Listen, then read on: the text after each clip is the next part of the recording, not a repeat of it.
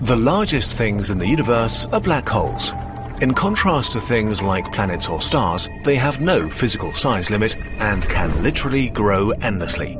Although in reality, specific things need to happen to create different kinds of black holes, from really tiny ones to the largest single things in the universe. So how do black holes grow? And how large is the largest of them all?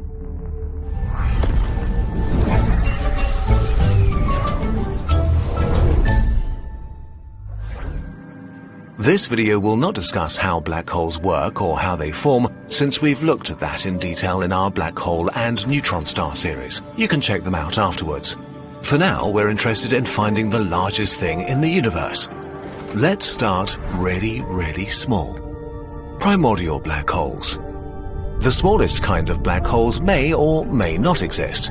If they do, they're probably the oldest objects in the universe, older even than atoms. They would have formed just after the Big Bang, when the universe was so dense with violent energy that any tiny pocket that was just slightly more dense than its neighbors could produce a black hole. The smallest primordial black hole that could still be around would be 8 trillion kilograms or so, the mass of a big mountain. And yet they would be no bigger than a proton. A primordial black hole with the mass of Earth would barely be larger than a coin. This makes them very hard to find, so we haven't actually observed any yet. If they exist, they may even be the mysterious dark matter that holds galaxies together. Let's move on to the kinds of black holes that we know for sure are out there. Stellar black holes. To make a black hole, we need to compress enough matter so that it collapses into itself. After that, the more mass we throw at it, the larger it becomes. In today's universe, only the most violent cosmic events can create the necessary conditions, such as the merger of neutron stars or when the core of a very massive star collapses in a supernova. To have a unit to work with here, we'll use the mass of our Sun, about 2 million trillion kilograms. The smallest known black hole has 2.7 times the mass of the Sun, which works out as a sphere around 16 kilometers in diameter, large enough to cover Paris. Another lightweight black hole is the companion to the V723 Mon red giant star.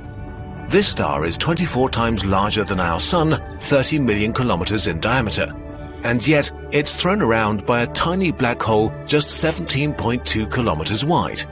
This tiny thing bullying the star is so much smaller that we can barely even show them in comparison. One of the largest known stellar black holes is M33X7. It currently spends its time eating a 70 solar mass blue giant bit by bit. As all that stolen matter circles towards the black hole, like water going down a drain, friction heats it up to temperatures high enough to shine 500,000 times brighter than our Sun. And yet, X7 is only 15.65 solar masses and 92 kilometers wide, just big enough to cast a shadow on Corsica.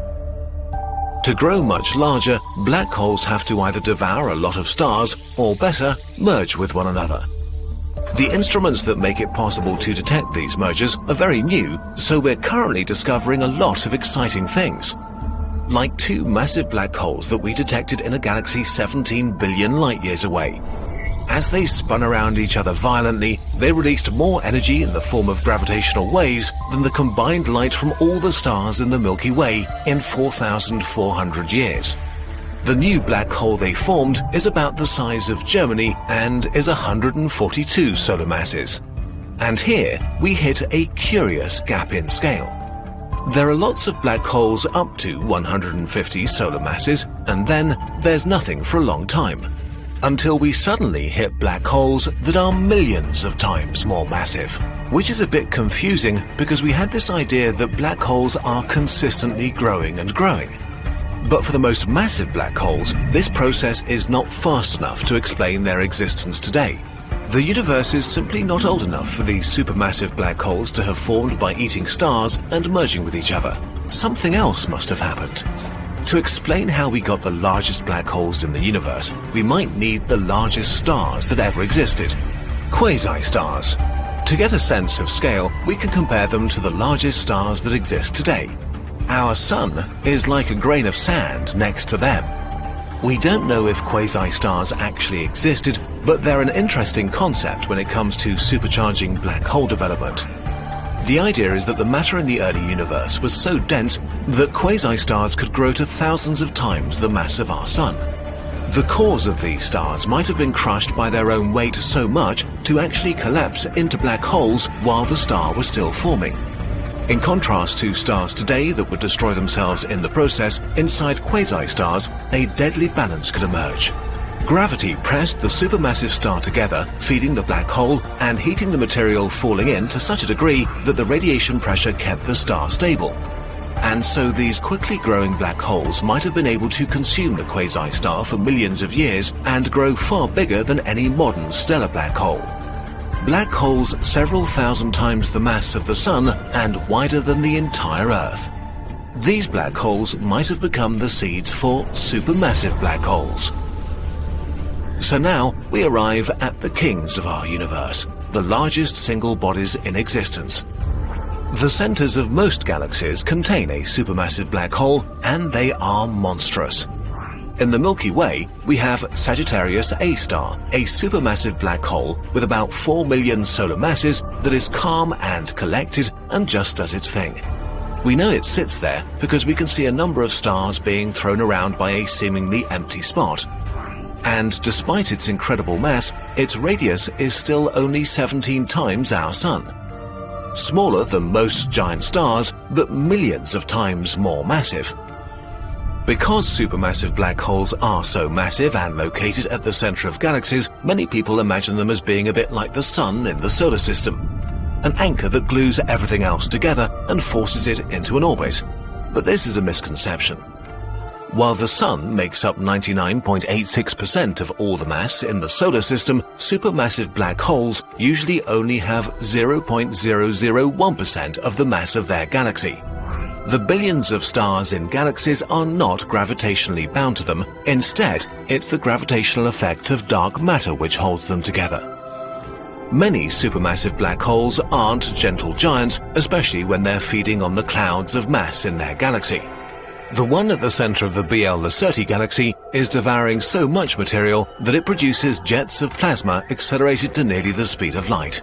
If Earth were orbiting this huge body, it would seem 115 times larger than our Sun in the sky, and we'd be burnt to a crisp in seconds by its glowing hot accretion disk. At this point, black holes become so large that stars seem ridiculously tiny compared to them. The galaxy Cygnus A has a supermassive black hole with 2.5 billion solar masses and 14.7 billion kilometers wide, which would mean that if it took the place of our Sun, it would swallow all the planets and stretch halfway to the edge of our solar system. It's devouring so much mass and material that it churns its disk into a kind of magnetic funnel, spewing gas out, making tremendous radio lobes towering over the galaxy 500,000 light-years in diameter. That's 2.5 Milky Ways wide. Another pretty large supermassive black hole sits in the galaxy Messier 87. It has 6.5 billion solar masses and was the first black hole we got an actual photo of. Or rather, of the glowing gas around the edge of a menacing shadow. This sphere of darkness is so large that it covers our entire solar system. And yet, there is a scale even above these kinds of objects. Ultramassive black holes. Now we reach the most massive black holes, perhaps the largest single bodies that will ever exist. These black holes have eaten so much that they've grown to tens of billions of solar masses, their gravity the engine for a quasar, an accretion disk shining brighter than thousands of galaxies full of stars. So massive that they deserve a title of their own: ultramassive black holes.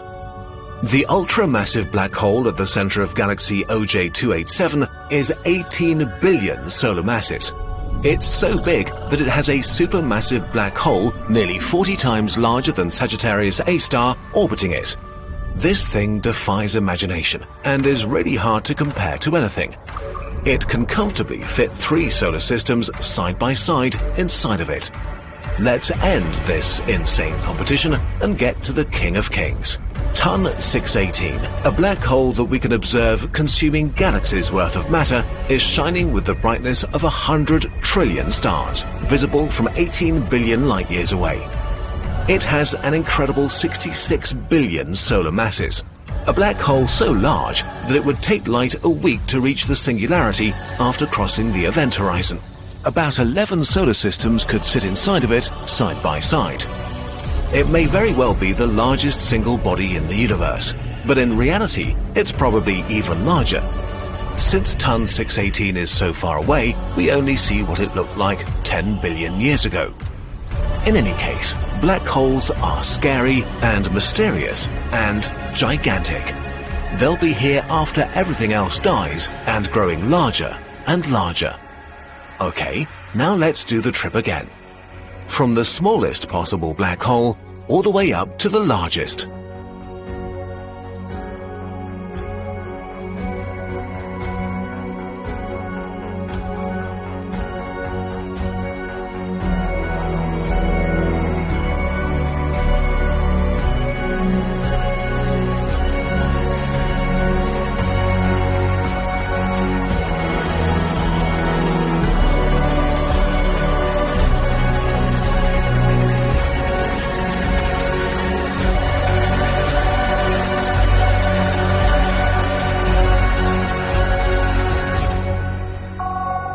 Let's try something new today. We can call it Behind the Lies, a short behind-the-scenes bit about the necessary inaccuracies in this video, because it's not really actually possible to rank black holes like trading cards.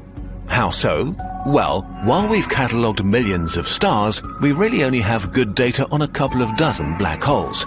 That's because black hole gazing wasn't really a thing until 50 years ago, and technically still isn't because we can't see black holes.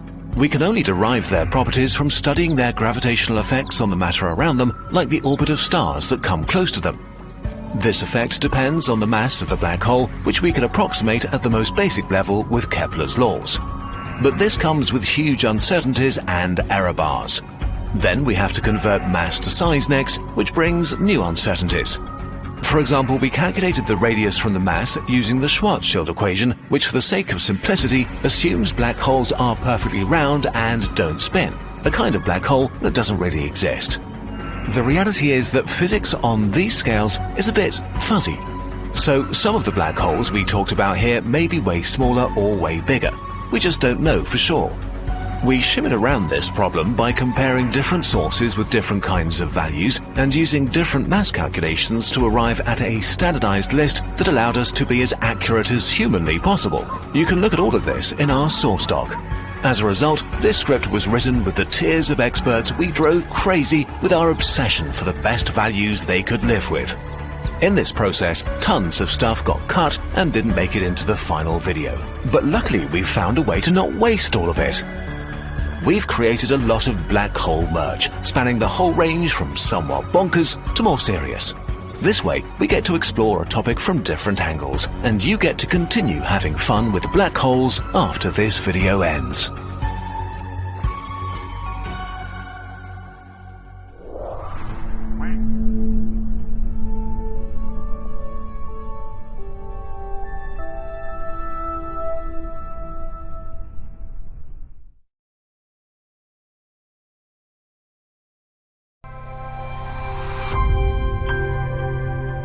ScienceToday.ir